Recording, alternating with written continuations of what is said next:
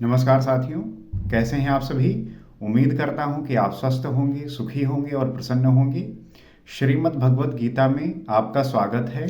हम गीता के माध्यम से जीवन के विभिन्न पहलुओं को जानने का, समझने का प्रयास करते हैं और ये समझते हैं कि जीवन को क्या आपने सही तरीके से समझा है, और अगर समझ पा रहे हैं, उसमें ध्यान दे पा रहे हैं, और अगर आप आत्मसात हो पा रहे हैं, अपने आप को जानने का प्रयास कर रहे हैं, तो जो आपका समय है, आपकी जो ऊर्जा है और जो आपका रिसोर्स है, वो कैसे आप उसको एक करके उसे अपने में लगाएंगे।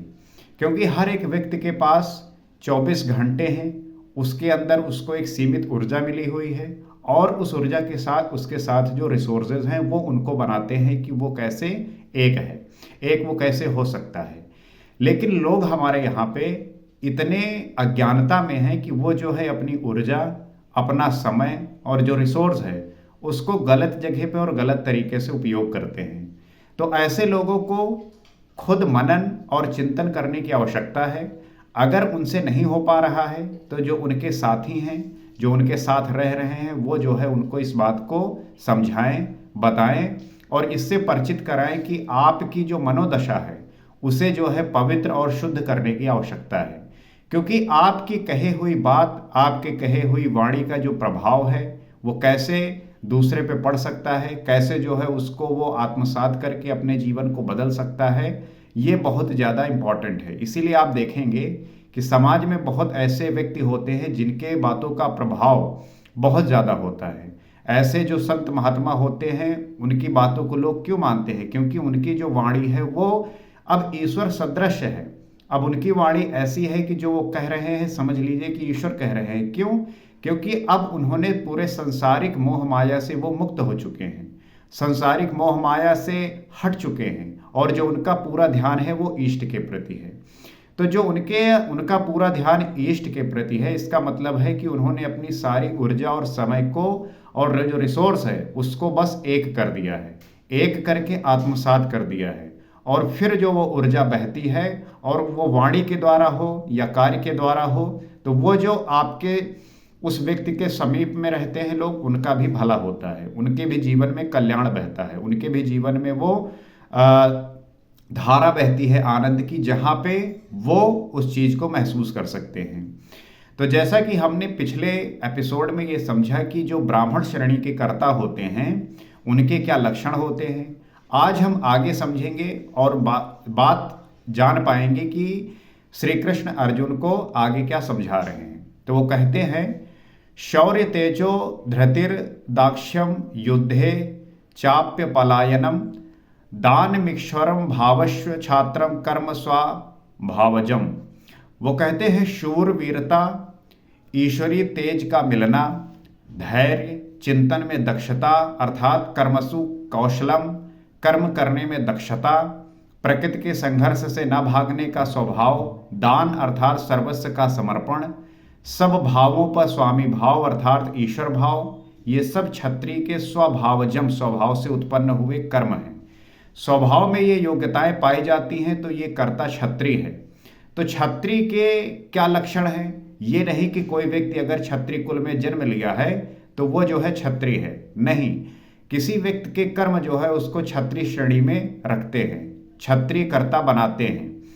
तो अगर किसी व्यक्ति के अंदर शूरवीरता है, ईश्वरी तेज का मिलना है, धैर्य है, चिंतन में उसकी दक्षता है अर्थात कर्म करने में दक्षता है, प्रकृति के संघर्ष से न भागने का स्वभाव है, दान अर्थात सर्वस्व का समर्पण है, सब भावों में स्वामी भाव रखता है, ईश्वर भाव रखता है, तो जो इन स्वभाव से उत्पन्न हुए कर्म होते हैं वो क्षत्रिय कर्ता के होते हैं। अगर किसी व्यक्ति के अंदर इस प्रकार के गुण आप देखते हैं या आपके भीतर है तो आप क्षत्रिय श्रेणी के हैं। इसका ये कहीं भी इसका ये मतलब नहीं होता कि आप अगर क्षत्रिय कुल में जन्म लिए हैं तो आप जो है क्षत्रिय जो है श्रेणी के हैं, ऐसा कुछ नहीं होता। आपका जो गुण है, आपका जो कर्म है वो आपको इस श्रेणी में लाता है। तो अब हम आगे समझेंगे कि वैश्य और शूद्र का जो है क्या स्वरूप है। कृषि गौरक्ष वाणिज्यम वैश्य कर्म स्वभाजनम परिचर्यात्मकम कर्म शूद्रस्यापि स्वभावजम। तो कृषि गोरक्षा और व्यवसाय वैश्य के स्वभावजन्य कर्म हैं। वैश्य के जो स्वाभाविक कर्म हैं, जो स्वभावजन्य कर्म हैं, वो क्या है? कृषि, गोरक्षा और व्यवसाय। अगर कोई व्यक्ति ये कर रहा है, इसका मतलब है कि वो वैश्य श्रेणी का है। और आजकल के जो ब्राह्मण कुल में जन्म लेने वाले हैं वो ज़्यादातर यही कर रहे हैं, व्यवसाय, कृषि और गौरक्षा कर रहे हैं। और वो अपने आप को ब्राह्मण समझते हैं। उन्हें लगता है कि वो ब्राह्मण है और बहुत बड़ी बड़ी बातें करते हैं।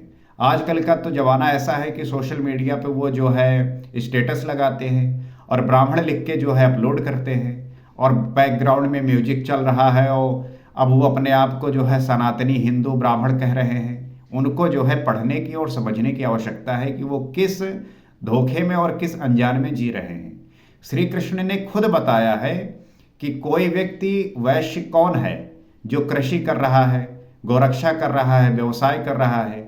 और आप कृषि कर रहे हो, आप हो किसान और आप स्टेटस लगा रहे हो ब्राह्मण होने का। तो कहीं ना कहीं आपके कॉन्सेप्ट में जो है वो गलती है, आपको उसको सुधारने की आवश्यकता है। इसीलिए मैं हर एक व्यक्ति से ये प्रार्थना करूंगा कि आप जो है गीता जरूर पढ़िए। आपको उससे जो आपके ये भ्रम पैदा हो गए हैं ये आपके दूर होंगे, और जब आपके डाउट क्लियर होंगे, भ्रम दूर होगा, तब जो है आपका जो माइंडसेट है वो सीधा और परिपक्व हो पाएगा। तो गोपालन की क्यों, भैंस को मार डाले बकरी न रखें, ऐसा कुछ नहीं है। सुदूर वैदिक वाङ्मय में गो शब्द का अंतःकरण एवं इंद्रियों के लिए प्रचलित था। अब इसको हम और डिटेल में समझेंगे। ऐसा नहीं कि अगर कोई गाय रख रहा है, पाल रहा है, तो वो जो है वैश्य श्रेणी का है। वो ये कह रहे हैं कि सुदूर वैदिक में जो वाङ्मय में गो शब्द का प्रयोग हुआ है वो एक्चुअली में जो अंतःकरण में इंद्रियों के लिए प्रचलित था। गो रक्षा का अर्थ है इंद्रियों की रक्षा। इनको समझने की आवश्यकता है कि गो रक्षा का मतलब है इंद्रियों की रक्षा। विवेक, वैराग्य, शम, दम के द्वारा इंद्रियां सुरक्षित होती हैं और काम, क्रोध, लोभ, मोह के द्वारा ये विभक्त होती हैं। तो जब आप विवेक, वैराग्य, शम और दम करते हैं तो आपकी जो इंद्रियां हैं वो सुरक्षित होती हैं, और जब आप काम, क्रोध, लोभ, मोह के द्वारा आप जीते हैं तो वो विभक्त होती हैं, तो छीण हो जाती हैं। तो यही जो है समझने की आवश्यकता है कि यहाँ पे भी जो इसको जो है बड़ी डिटेल में और वास्तविक तरीके से आपके सामने प्रस्तुत किया है। तो कहीं मतलब ऐसा आप ना समझें कि जो गाय रख रहा है वो वैश्य श्रेणी का है। इसे जो है पूरी डिटेल में आपको समझना है। आत्मिक संपत्ति ही स्थिर संपत्ति है। जो हम संपत्ति की बात करते हैं, स्थिरता की बात करते हैं, वो है आत्मिक संपत्ति। और यह अपना निज धन है जो एक बार साथ हो जाने पर सदैव साथ देता है। तो ये जो धन है, ये जो अपना धन है, ये एक बार साथ हो जाने पर सदैव जो है साथ देता है। ये जो अपना धन है, ये जब एक साथ होता है तभी जो है ये आपके साथ चलता है और आपके साथ कार्य करता है। तो प्रकृति के द्वंद्वों में से उनका शनह शनह संग्रह करना व्यवसाय है। जो प्रकृति का द्वंद्व है, नेचर का जो स्वभाव है युद्ध, उसमें जो उसका धीरे धीरे संग्रह करना होता है वही व्यवसाय होता है। हमें इसको स्पिरिचुअल लेवल पर और डीप में जाके समझना है, ऊपर ऊपर नहीं समझना, नहीं फिर आपको डाउट हो जाएगा। तो विद्या धनम सर्वधन प्रधानम, इसे अर्जित करना वाणिज्य है। खेती, शरीर ही एक क्षेत्र है। जो हम खेती की बात कर रहे थे, ऐसा नहीं कि जो व्यक्ति खेती कर रहा है वो वैश्य है, नहीं। यहाँ मतलब है ये शरीर ही एक क्षेत्र है। इसके अंतराल में बोया हुआ बीज संस्कार रूप में भला बुरा जमता है। तो इसके अंतराल में जो आप बीज बोते हैं गुणों वाले, उसी में जो है ये भला और बुरा जमता है। तो हे अर्जुन, इस निष्काम कर्म में बीज अर्थात आरंभ का नाश नहीं होता। उसमें से कर्म की तीसरी श्रेणी में कर्म अर्थात इष्ट चिंतन, नियत कर्म, परम तत्व के चिंतन का जो बीज इस क्षेत्र में पड़ा है उसे सुरक्षित रखते हुए इसमें आने वाले विजाति विकारों का निराकरण करते जाना खेती है। तो जब हम इसका सही तरीके से समझने का प्रयास करते हैं वो यही है कि परम तत्व के चिंतन करते हुए जो बीज इस क्षेत्र में पड़ा होता है उसे सुरक्षित रखते हुए उसमें जो आने वाली विजातियां हैं उनके विकारों का जो है निराकरण करना, उसे हम खेती जानते हैं। तो ये है सही तरीका समझने का। और अगर आप सीधा सीधा ये समझ लिए तब कहीं आप भ्रम में पड़ जाएंगे। रामचरित में तुलसीदास जी भी कहते हैं कि कृषि निर्वाही चतुर किसाना, जिम बुध तजहि मोह मद माना। इस प्रकार इंद्रियों की सुरक्षा तथा प्रकृति के द्वंद्वों से आत्मिक संपत्ति को संग्रहित करना और इस क्षेत्र में परम तत्व के चिंतन का संवर्धन, ये वैश्य श्रेणी का कर्म है। तो वैश्य श्रेणी का कर्म क्या है कि जो व्यक्ति अपनी इंद्रियों की सुरक्षा करे, प्रकृति के द्वंद्वों से आत्मिक संपत्ति को संग्रहित करे और इस क्षेत्र में परम तत्व के चिंतन का संवर्धन करे, वो जो है वैश्य श्रेणी का कर्म है। तो अगर आप ये समझते हैं कि जो व्यक्ति कृषि करे, गोरक्षा और व्यवसाय करे, वो वैश्य स्वभाव वाले का है, इसको आप थोड़ा स्पिरिचुअल लेवल पे समझने की आवश्यकता है। तो श्री कृष्ण के अनुसार यज्ञ सृष्टांसिना, पूर्ति काल में यज्ञ जिसे देता है वो है परात्पर ब्रह्मा। उसको पान करने वाले संतजन संपूर्ण पापों से छूट जाते हैं। तो जो उसका पान करते हैं वो जो है संतजन जो ऐसे होते हैं वो संपूर्ण पापों से छूट जाते हैं और वो फिर धीरे धीरे चिंतन क्रिया से बीज का जो है वो आरोपण करते हैं। उसकी सुरक्षा जो है वो है खेती। इसको आप ध्यानपूर्वक पढ़ना है और समझना है। वैदिक शास्त्रों में अन्न का अर्थ है परमात्मा। यहाँ पे जो वैदिक शास्त्रों में बताया गया है वहाँ ये बताया गया है कि जो अन्न का अर्थ है वो है परमात्मा और वो परमात्मा ही एकमात्र अशन है, अन्न है। चिंतन के पूर्ति काल में यह आत्मा पूर्णता तृप्त हो जाती है। जब चिंतन पूर्ति होती है, जब चिंतन की क्रिया पूर्ण होती है तो जो आत्मा है वो पूर्ण रूप से तृप्त हो जाती है, फिर कभी अतृप्त नहीं होती, आवागमन में नहीं आती। इस अन्न के बीज को जमाते हुए आगे बढ़ाना कृषि है। तो जब हम इस अन्न के बीज को जमाते हैं तो इसी को हम जब आगे बढ़ाते हैं तो इसी को हम कृषि कहते हैं।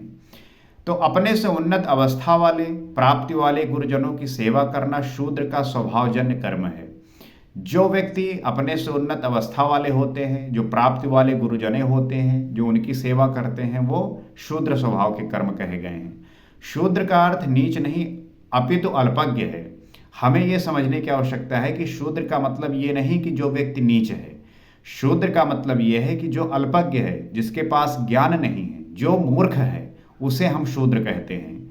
लेकिन किसी को समझाने जाओ तो वो कहेगा कि तुम हो मूर्ख। यहाँ पे श्री कृष्ण खुद समझा रहे हैं कि जो व्यक्ति अज्ञान है, वो चाहे ब्राह्मण कुल में ही जन्म लिया हो, लेकिन अगर उसे ज्ञान नहीं है, समझ नहीं है, बोध नहीं है, विवेक नहीं है, तो वो शूद्र वर्ग का ही है। जो व्यक्ति अल्पज्ञ है वही शूद्र है। यहाँ श्री कृष्ण खुद समझा रहे हैं। सारे संत और महात्मा भी यही कहते हैं। तो आप क्यों जो है बेवजह और बेकार की बातों में जी रहे हैं, पाखंड फैलाए हुए हैं और जो कुल में पैदा हुआ है उसको शूद्र कह रहे हैं। आप कुल में पैदा हो गए तो आप अपने आप को ब्राह्मण कह रहे हैं। अगर ध्यान से चिंतन करेंगे तो पाएंगे कि आप ही शूद्र हैं। और शूद्र कुल में ऐसे बहुत सारे व्यक्ति पैदा होते हैं जो ज्ञान से भरपूर होते हैं, वो ब्राह्मण कुल में हैं, वो ब्राह्मण हो चुके हैं। तो निम्न श्रेणी का साधक ही शूद्र है। तो जो निम्न श्रेणी के साधक होते हैं वही शूद्र होते हैं। प्रवेशिका श्रेणी का वो साधक परिचर्या से ही आरंभ करे। शनै शनै सेवा से उसके हृदय में उन संस्कारों का सृजय होगा और क्रमशः चलकर वो वैश्य, क्षत्रिय और ब्राह्मण पर्यंत दूरी तय करके वर्णों को भी पार करके ब्रह्मा में प्रवेश पा जाएगा। तो जो ऐसे लोग होते हैं वो वैश्य, क्षत्रिय और ब्राह्मण पर्यंत दूरी तय करके जो है वो वर्णों को भी पार करके ब्रह्मा में प्रवेश जो है कर जाते हैं। स्वभाव परिवर्तनशील है। स्वभाव के परिवर्तन के साथ वर्ण परिवर्तन हो जाता है। कोई भी व्यक्ति अगर किसी भी अवस्था में है तो वो दूसरे में परिवर्तित हो सकता है। अगर आप आज शूद्र हैं तो आप जो है उसको अपने साधना के द्वारा ब्राह्मण अवस्था में ला सकते हैं। आप वैश्य हैं तो आप उसको परिश्रम के द्वारा ब्राह्मण अवस्था में ला सकते हैं। और अगर कोई ब्राह्मण है, उसका आचरण बिगड़ा तो वो शूद्र भी बन सकता है। तो ये बदलते रहते हैं। वस्तुतः ये वर्ण अति उत्तम, उत्तम, मध्यम और निकृष्ट 4 अवस्थाएं हैं। कर्म पथ पर चलने वाले साधकों की ऊंची नीची 4 श्रेणियां हैं। कर्म एक ही है, वो है नियत कर्म। श्री कृष्ण कहते हैं कि परम सिद्धि की प्राप्ति का यही एक रास्ता है कि स्वभाव में जैसी योग्यता है वैसी ही वहीं से लगे। तो जिस अवस्था में आप हैं उसको समझते हुए अपने जीवन को इसे जो है परिवर्तित करते रहें और ब्राह्मण अवस्था में आकर ईश्वर के पास पहुँचे और आप ईश्वर को जानते हुए, उसको समझते हुए परम सिद्धि को प्राप्त करेंगे, परम गति को प्राप्त करेंगे और एक दिन ईश्वर सदृश हो जाएंगे। आपका उद्देश्य यही होना चाहिए और आपका जो ये उद्देश्य होगा वही आपको आनंदित और सुखी करेगा। तो उम्मीद करते हैं कि इन बातों को आप पढ़ रहे होंगे, सीख रहे होंगे, समझ रहे होंगे। आप इस वीडियो के माध्यम से भी सीख सकते हैं, देख सकते हैं, समझ सकते हैं। फिलहाल इस एपिसोड में आज इतना ही। अगले एपिसोड में आपसे फिर मुलाकात होगी। नमस्कार।